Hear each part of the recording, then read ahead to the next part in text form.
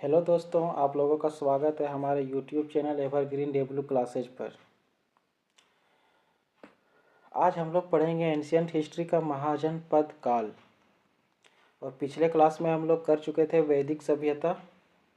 आज हम लोग पढ़ेंगे महाजनपद काल। तो एमसीक्यू करने से पहले सबसे पहले थोड़ा सा थ्योरी जान लेते हैं कि महाजनपद काल कब से शुरू हुआ और इसका कितना महाजनपद था। तो इसके बारे में थोड़ा जान लेंगे, उसके बाद हम लोग एमसीक्यू करेंगे। ठीक है, तो आगे बढ़ते हैं।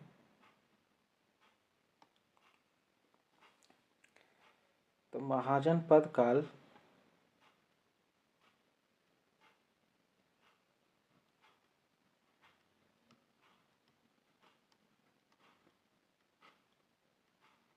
महाजनपद काल शुरू हुआ था 600 बीसी से 400 बीसी। 600 बीसी से 400 बीसी तक चला। ठीक है, और इसी में लौह धातु का खोज हुआ था।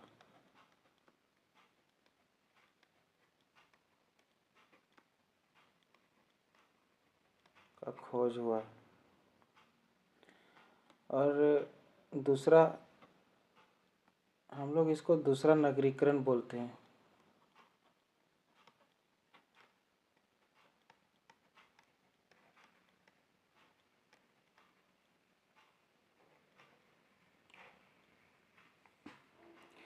और टोटल इसमें 16 महाजनपद था।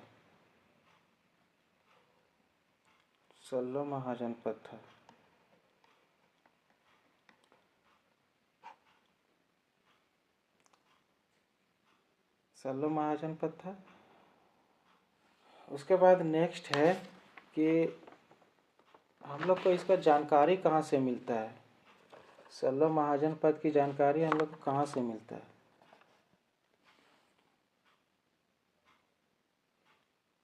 16 महाजनपद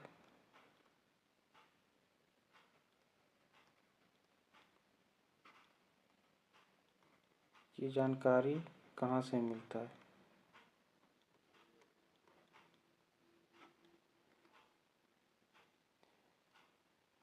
तो पहला है अंगुत्तर निकाय।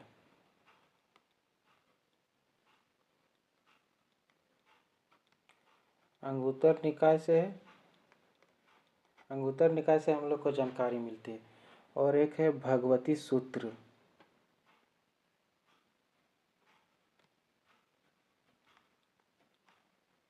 भगवती सूत्र ये बौद्ध धर्म का है।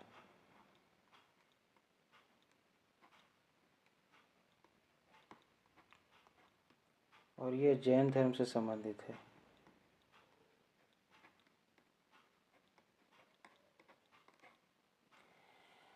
तो याद रखिएगा आप लोग कि अंगुत्तर निकाय जो है बौद्ध धर्म से संबंधित है और भगवती सूत्र जैन धर्म से संबंधित है।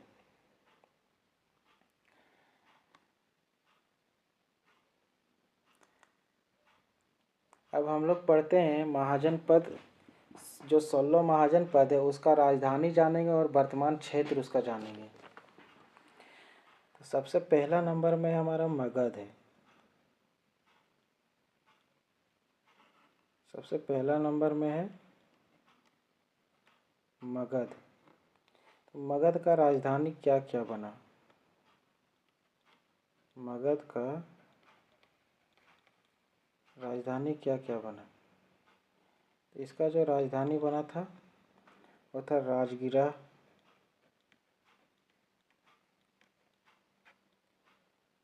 गिरिब्रज,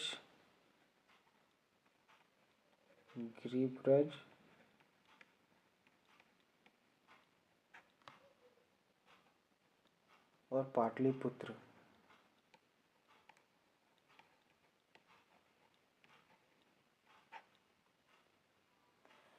उसके बाद वर्तमान अभी कहाँ कहाँ है।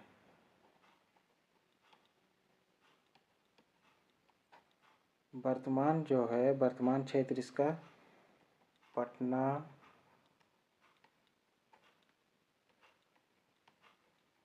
गया और नदी था इसका सोन नदी। मगध जो है सोन नदी के किनारे बसा था। अब दूसरा आता है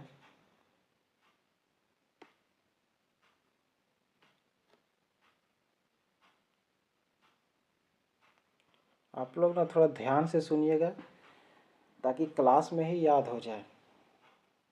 अब दूसरा आता है अंग। दूसरा महाजनपद है अंग और इसका राजधानी है चंपा और प्रेजेंट में है ये भागलपुर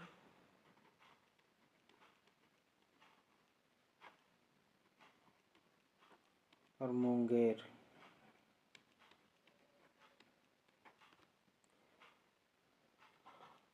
और तीसरा आता है अवंती।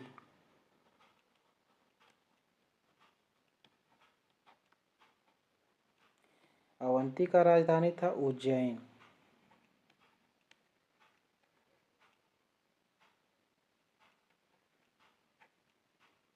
उज्जैन था और माहिष्मति था।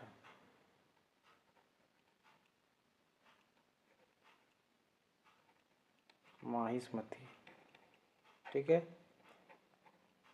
और इसका प्रेजेंट क्षेत्र हो जाता है उज्जैन।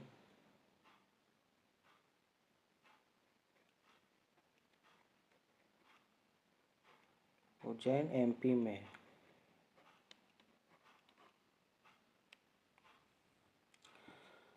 उसके बाद हमारा 4th नंबर में आ जाता है कौशल।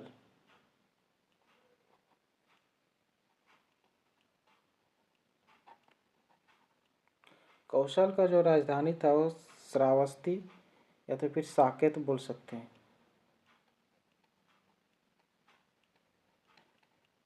श्रावस्ती या तो फिर साकेत बोलते हैं।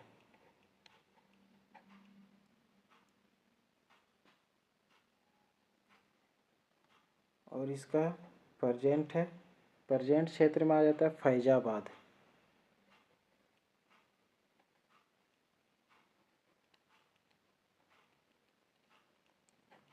फैजाबाद हो गया, फिर अयोध्या हो गया,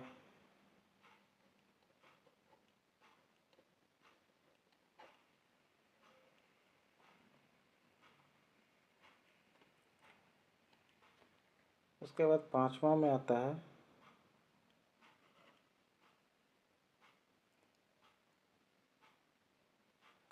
गांधार।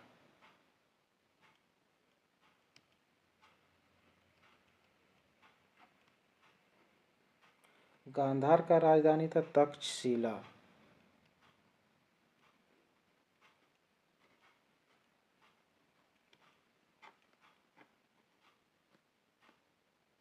तक्षशिला अभी प्रेजेंट में है पाकिस्तान में। 6ठा नंबर में आ जाता है कम्बोज।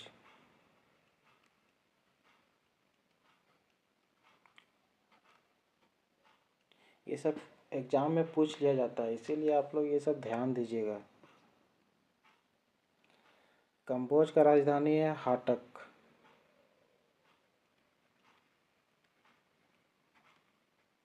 और हाटक का जो है प्रेजेंट, ये भी हाटक पाकिस्तान में है।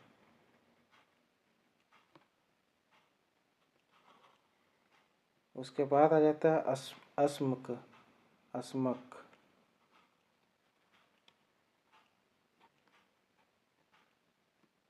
इसका राजधानी है पोतन या फिर पोटनी बोल सकते हैं। पोतन या तो फिर पोटली।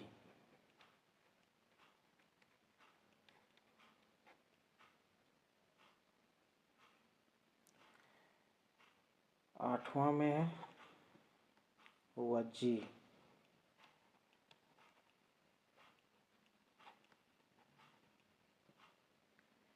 वज्जी का राजधानी है वैशाली।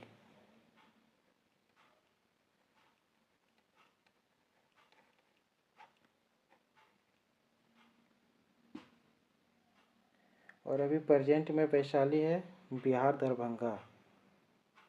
दरभंगा में।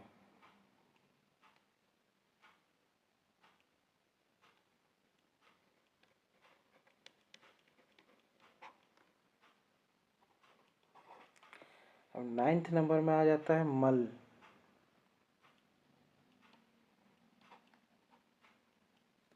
मल का राजधानी है कुशीनगर।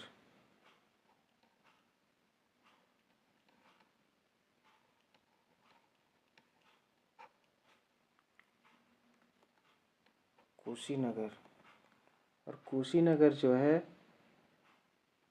वो प्रेजेंट में है देवरिया गोरखपुर।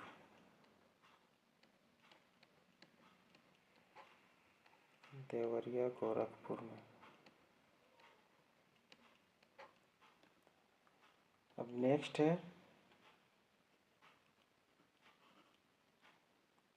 सूर्यसेन।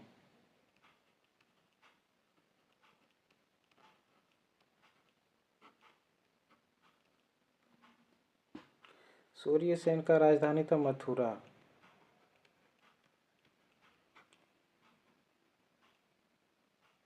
मथुरा यूपी में है।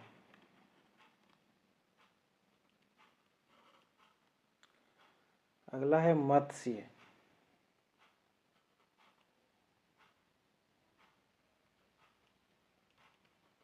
मत्स्य। और मत्स्य का राजधानी था विराटनगर। विराटनगर।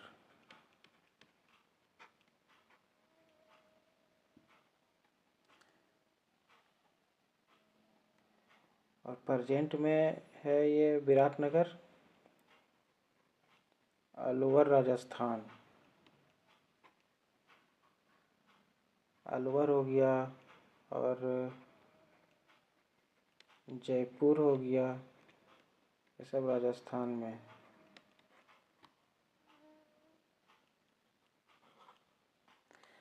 अगला है हमारा कुरु।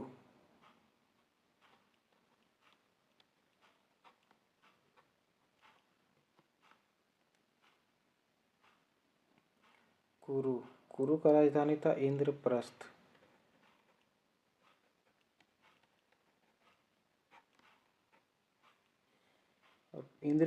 इंद्रप्रस्थ जो है प्रेजेंट में दिल्ली को कहते हैं।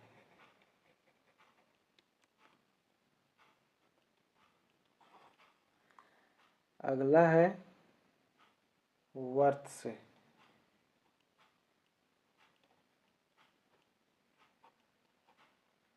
वत्स का राजधानी था कौशाम्बी।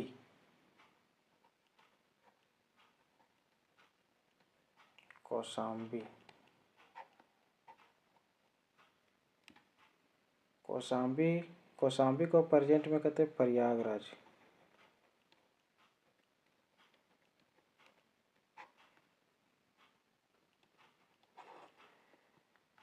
नेक्स्ट है चेदी।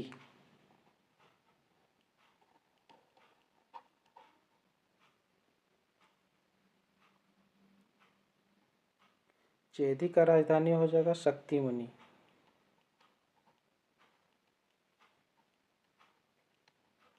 शक्तिमणि। और ये प्रेजेंट में है बुंदेलखंड।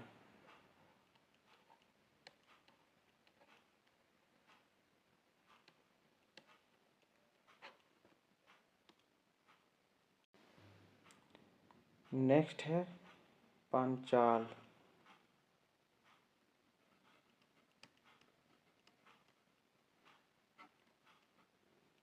पांचाल का राजधानी है आछित्र।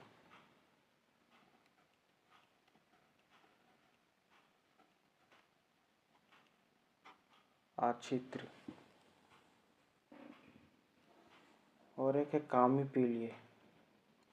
कामी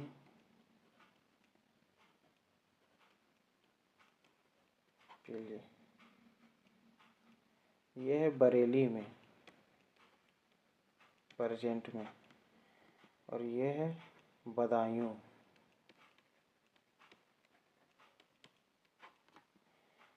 लास्ट है काशी,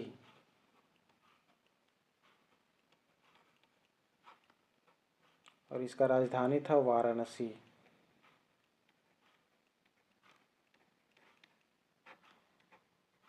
प्रेजेंट में है यूपी में।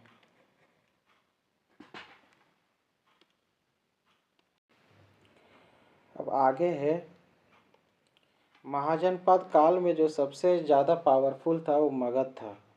तो हम लोग मगध के बारे में भी पढ़ लेते हैं।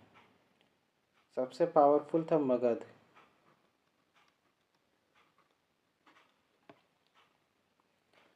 और मगध कहाँ पे स्थित था? पूर्वी यूपी में। पूर्वी यूपी प्लस बिहार और वेस्ट बंगाल।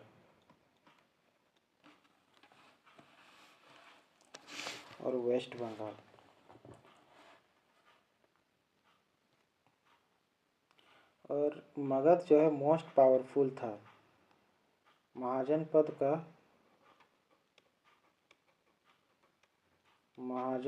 काल का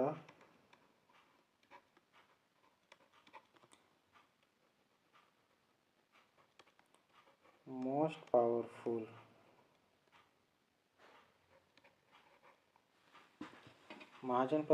पावरफुल था।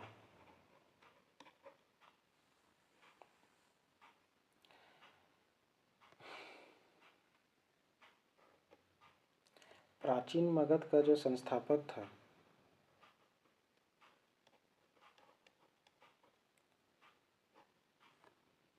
मगध का संस्थापक था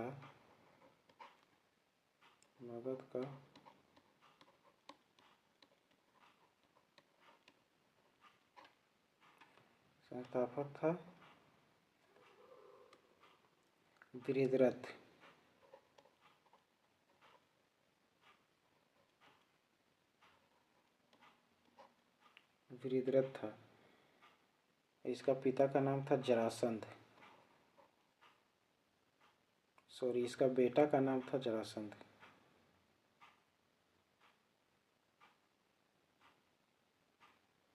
इसका बेटा का नाम था जरासंध। अब मगध काल में वंश कौन सा रहा?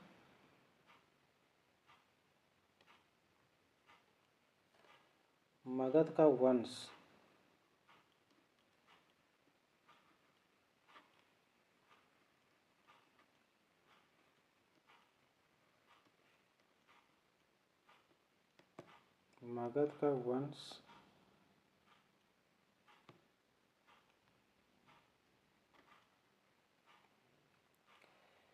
मगध का वंश था, सबसे पहले था हर्यक वंश।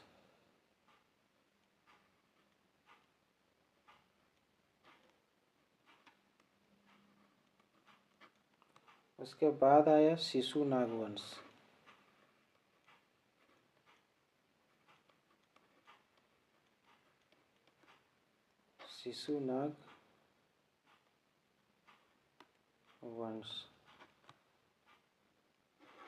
उसके बाद आया नंद वंश।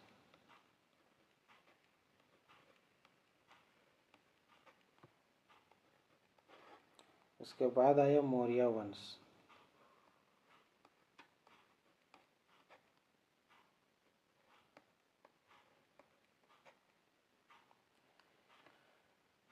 तो मौर्य वंश तो हम लोग अलग से विस्तार से पढ़ेंगे।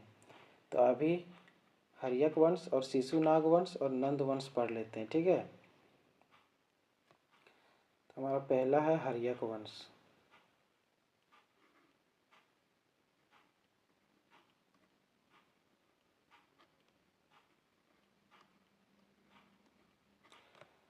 इसका संस्थापक था, हर्यक वंश का संस्थापक था बिंबिसार।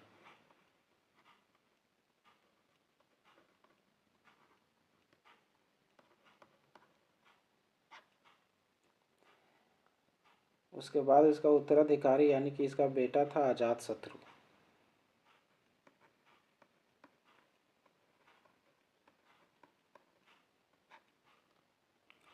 उसके बाद अजातशत्रु का बेटा था उदयीन।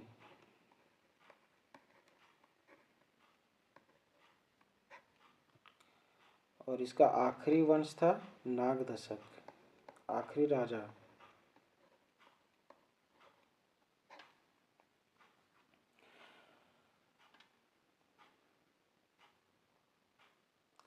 उसके बाद नागदशक को मार के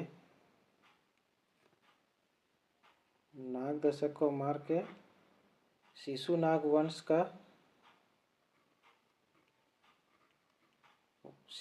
वंश का नींव रखा।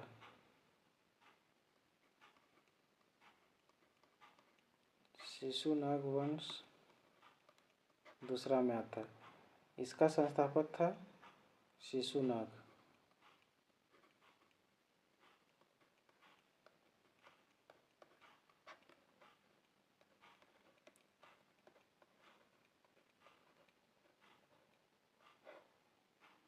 शिशुनाग।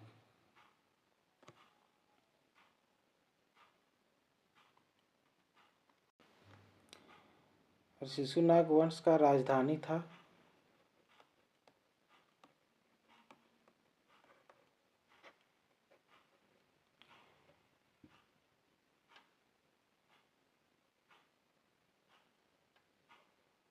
पाटलिपुत्र।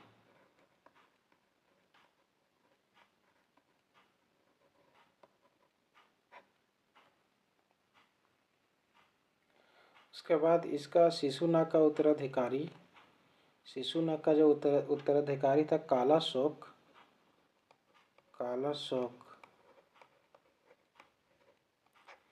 कालाशोक ने फिर से पाटलिपुत्र से हटाकर राजधानी बना दिया वैशाली को। कालाशोक ने राजधानी बना दिया वैशाली को।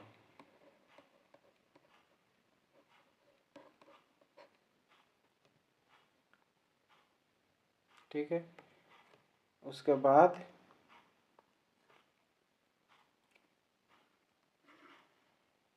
तीसरे नंबर में आता है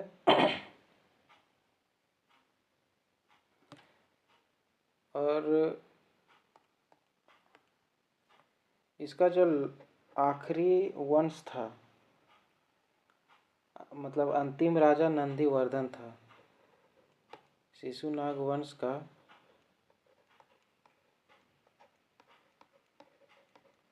अंतिम राजा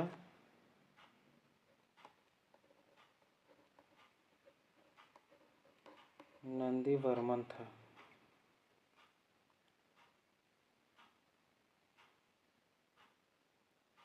नेक्स्ट है नंद वंश।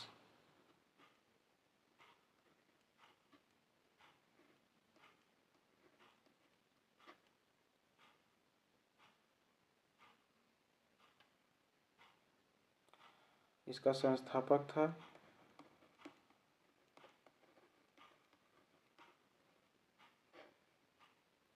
महापद्म नंद।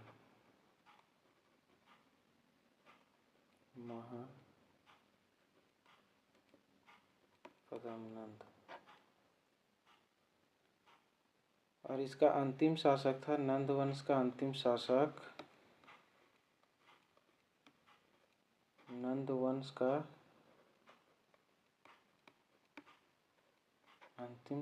था घनानंद।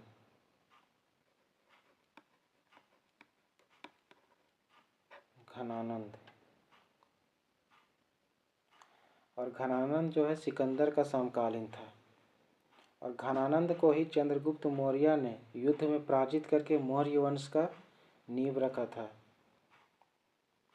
मौर्य वंश का मतलब स्थापना किया था।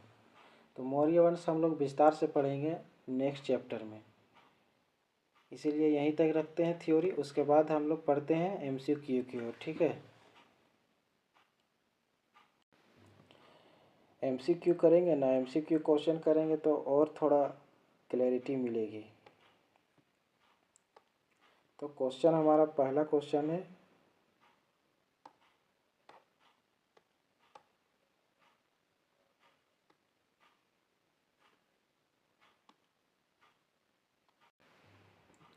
क्वेश्चन की ओर चलते तो हमारा पहला क्वेश्चन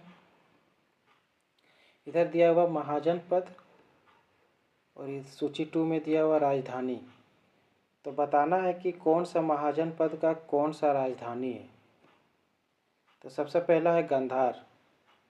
तो पीछे बताए थे गांधार का राजधानी क्या होगा। गांधार का राजधानी तक्षशिला था। उसके बाद सूरसेन का राजधानी मथुरा था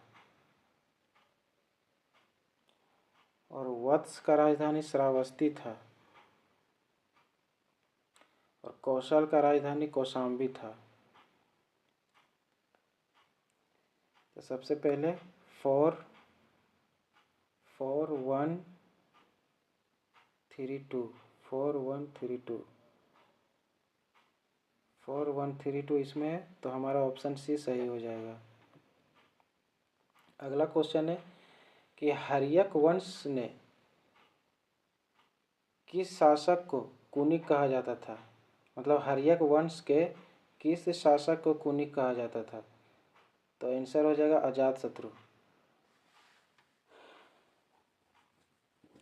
और हर्यक वंश को पितृहंता कहते हैं।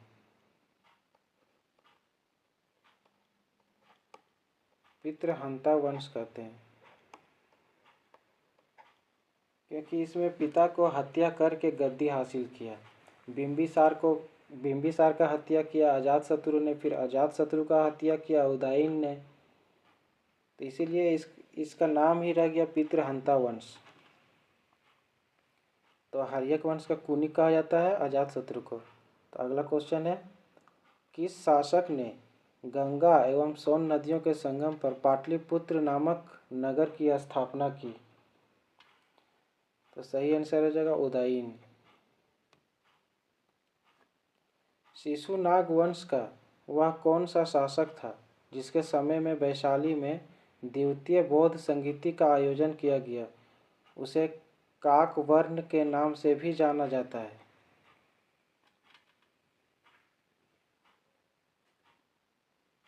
तो क्या होगा। तो आंसर हो जाएगा कालाशोक था। कालाशोक के ही टाइम में द्वितीय बौद्ध संगीति रखा गया था। अगला क्वेश्चन है, 323 ईसा पूर्व में सिकंदर महान की मृत्यु हुई थी। तो सिकंदर महान की मृत्यु कहाँ हुई थी। बेबीलोन में। तो हमारा सही आंसर हो जाएगा बेबीलोन। अगला क्वेश्चन है, सिकंदर महान एवं पोरस की सेनाओं ने निम्नलिखित में से किस नदी के आमने सामने वाली तटों पर पड़ाव डाला हुआ था। तो सही आंसर हो जाएगा झेलम। अगला क्वेश्चन है, किस प्रकार का मृद भांड मतलब पोट्री भारत में द्वितीय नगरीकरण शहरीकरण के प्रारंभ का प्रतीक माना गया है। तो ऑप्शन है मेरू रंग वाले मृद भांड, या फिर चित्रित धूसर मृद भांड, उत्तरी काले पालिशकृत बर्तन, या फिर काले और लाल बर्तन। तो सही हो जाएगा उत्तरी काले और पॉलिशकृत बर्तन। अगला क्वेश्चन है, पाली ग्रंथों में गांव के मुखिया को क्या कहा गया है। तो इसका आंसर हो जाएगा भोजक या फिर ग्राम भोजक कहा जाता था। पाली ग्रंथों में जो है गांव के मुखिया को भोजक या फिर ग्राम भोजक कहा जाता था।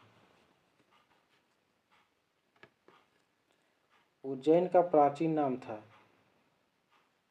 तो उज्जैन का जो है प्राचीन नाम अवंतिका है, अवंतिका था। अगला क्वेश्चन, नंद वंश का संस्थापक कौन था। महापद्म नंद था। अगला क्वेश्चन है, ग्रीक या फिर यूनानी लेखकों द्वारा किसे अग्रमीज या फिर जैनरिमीज कहा गया है। तो सही आंसर जो है घनानंद।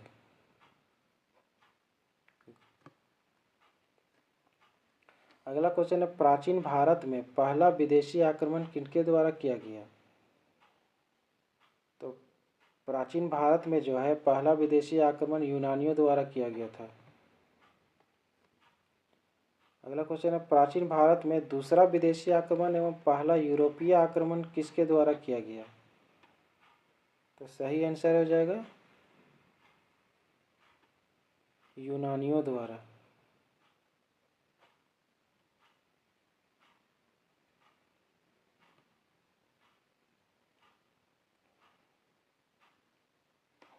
इसका आंसर हो जाएगा ईरानियों द्वारा। प्राचीन भारत में जो है पहला विदेशी आक्रमण ईरानियों द्वारा किया गया था।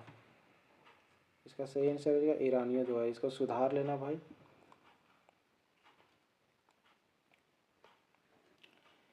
ईरान के हखमनी वंश के किस शासक ने भारतीय भूभाग को जीतने के बाद उसे फारस साम्राज्य का 20वां प्रांत क्षत्रपी बनाया? तो इसका सही आंसर हो जाएगा डेरियस दारेबाहु वन। डेरियस दारेबाहु वन।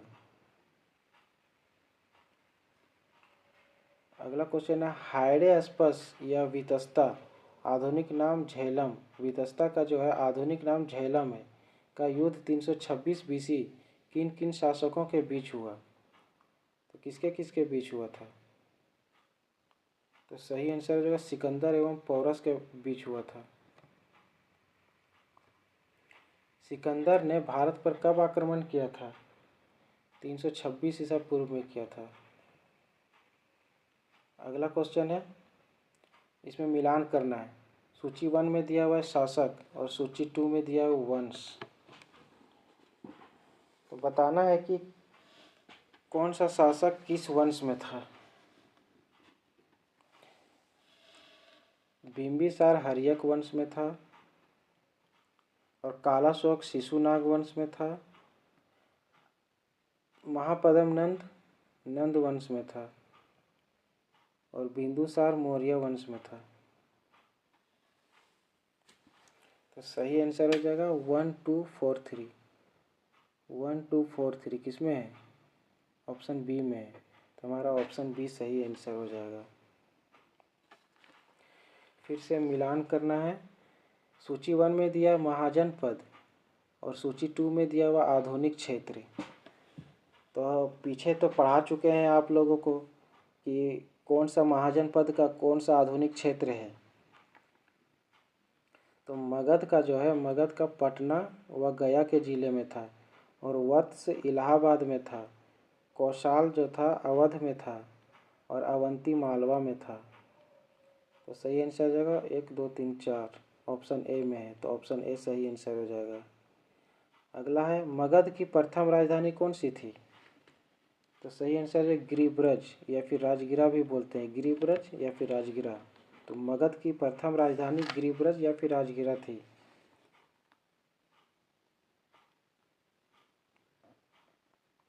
अगला क्वेश्चन है, किस शासक द्वारा सर्वप्रथम पाटलिपुत्र का राजधानी के रूप में चयन किया गया?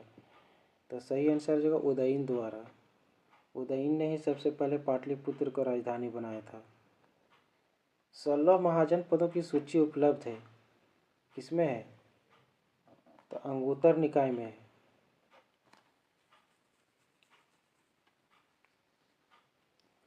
अगला क्वेश्चन है, निम्नलिखित में से मगध का कौन सा राजा सिकंदर महान का समकालीन था? तो पढ़ा चुके हैं, घनानंद था। प्रथम मगध साम्राज्य का उत्कर्ष किस सदी में हुआ था? तो यह 6ठी सदी ईसा पूर्व में हुआ था। अगला क्वेश्चन है, सिकंदर की भारत में सफलता के निम्न कारण थे। यहाँ पे स्टेटमेंट दिया हुआ है तो उसको पढ़ के बताना है कि कौन कौन सा कारण था सिकंदर का, मतलब जो भारत में सफलता हासिल हुआ था और क्या क्या कारण था। तो भारत में तब कोई केंद्रीय सत्ता नहीं थी। हाँ, ये सही हो जाएगा, सही बोल रहा है। क्या उसकी सेना श्रेष्ठ प्रकार की थी? हाँ, सिकंदर का जो सेना था वो बहुत ही श्रेष्ठ था। सिकंदर से कोई जीत ही नहीं पाता था। उसे देशद्रोही भारतीय शासकों का सहयोग मिला। यह भी सही स्टेटमेंट है। वह एक अच्छा प्रशासक था। यह भी एक सही स्टेटमेंट है। तो हमारा हो जाएगा ऑप्शन डी सही। मिलान करना है। इधर दिया हुआ है राजा और उसका राज्य। तो परदियोत का जो है, परदियोत था अवंती का, अवंती राज्य का।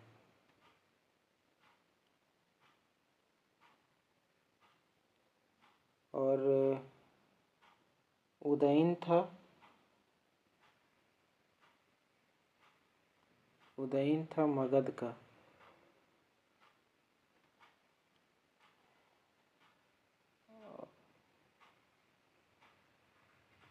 नहीं, उदयन जो था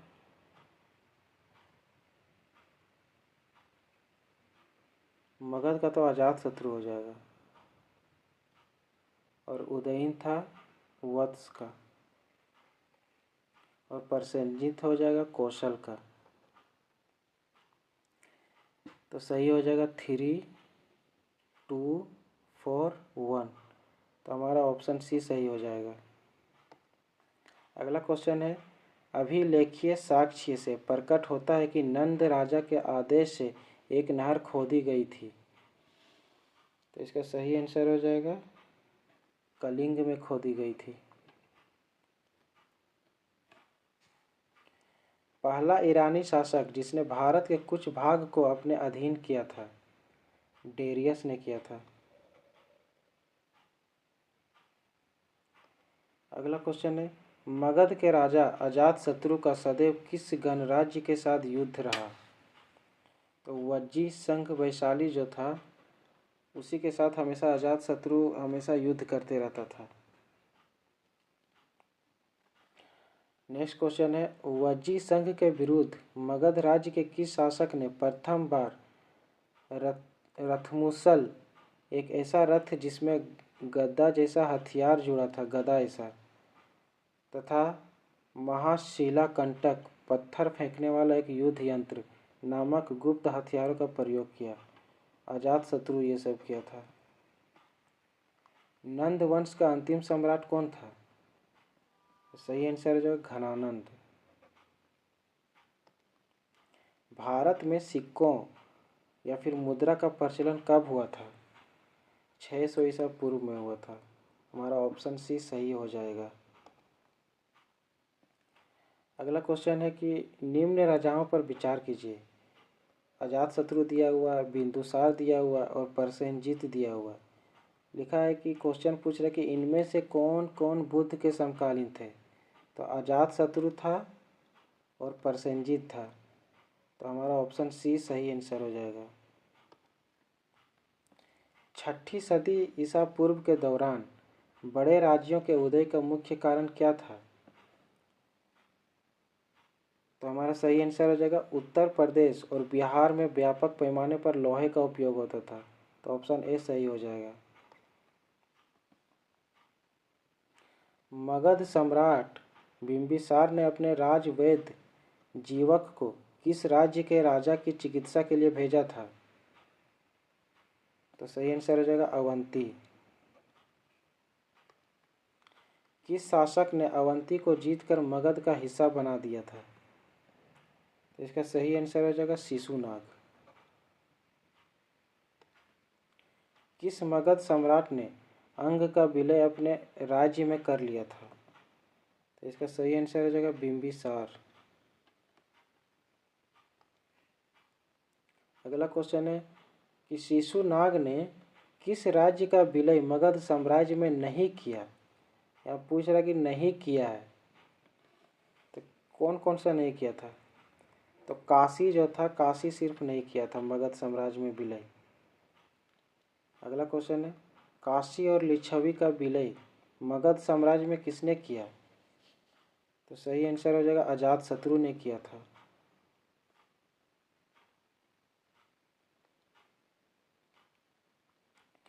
मगध साम्राज्य के बारे में कौन सही नहीं है? तो कौन सा सही नहीं है? पुराणों एवं महाकाव्यों के अनुसार इसकी स्थापना बृहद्रथ ने की। ये तो सही है। महापद्मनंद ने इसे सार्वभौमिक विस्तार प्रदान किया तथा सर्व छत्रातंक मतलब होता है क्षत्रियों का अंत करने वाला एवं इकराट की उपाधि धारण की थी महापद्मनंद में। यह भी सही ऑप्शन है। गिरिब्रज, राजगिरा, पाटलिपुत्र एवं वैशाली क्रमशः इसकी 4 राजधानियां बनी। यह भी सही था। मगध साम्राज्य का जो है वो 4 राजधानियां बनी थी, गिरिब्रज, राजगिरा, पाटलिपुत्र और वैशाली। तो तीनों ऑप्शन सही है, यानी कि ऑप्शन डी हो जाएगा हमारा सही आंसर। इनमें से कोई नहीं गलत है, सब सारा ऑप्शन सही है। अगला क्वेश्चन है, सिकंदर के आक्रमण के समय उत्तर भारत पर निम्नलिखित राजवंशों में किस एक का शासक था? तो नंद वंश का था, घनानंद था उस टाइम। निम्नलिखित में कौन सा एक ईसा पूर्व 6ठी सदी में प्रारंभ में भारत का सर्वाधिक शक्तिशाली नगर राज्य था? तो मगध हमारा सही आंसर हो जाएगा। अगला क्वेश्चन है कि निम्नलिखित में से कौन कौन से भारत पर ईरानी आक्रमण के प्रभाव के रूप में माना जाता है? स्टेटमेंट है खरोष्टी लिपि का प्रचार, ये सही है। अभिलेख उत्कीर्ण करने की कला का प्रचार, यह भी सही है। ईरानियों की छत्रप प्रणाली का प्रचार, यह भी सही है। घंटा आकार के गुंबज की कला का प्रचार, यह भी सही है। स्त्री अंगरक्षकों की नियुक्ति, यह भी ऑप्शन सही है। तो सारा ऑप्शन सही है, तो डी नंबर हो जाएगा। अगला क्वेश्चन, निम्न में से कौन सा एक सिकंदर के आक्रमण का प्रभाव नहीं था? तो ये ऑप्शन ए में है, इस आक्रमण ने भारत और यूनान के बीच प्रत्यक्ष संपर्क स्थापित करवाया। ये ऑप्शन सही है। इस आक्रमण ने पश्चिमोत्तर भारत में यूनानियों की स्थापना का मार्ग प्रशस्त किया। यह भी सही है। सिकंदर अनेक उपनिवेशों की स्थापना के लिए उत्तरदायी था। ये सही है। उसने भारत को यूनान की रियासत बनाई, नहीं, ये गलत है। भारत को यूनान की रियासत नहीं बनाया था, ये गलत है। यानी कि हमारा सही आंसर हो जाएगा ऑप्शन डी। अगला क्वेश्चन है, निम्नलिखित में से किस राज्य में गणतंत्रात्मक शासन व्यवस्था नहीं थी? तो सही आंसर हो जाएगा मगध। नेक्स्ट क्वेश्चन है, निम्नलिखित में से किसे सेनिया का मतलब होता है नियमित और अस्थायी सेना रखने वाला कहा जाता था? तो सही आंसर हो जाएगा बिंबिसार था।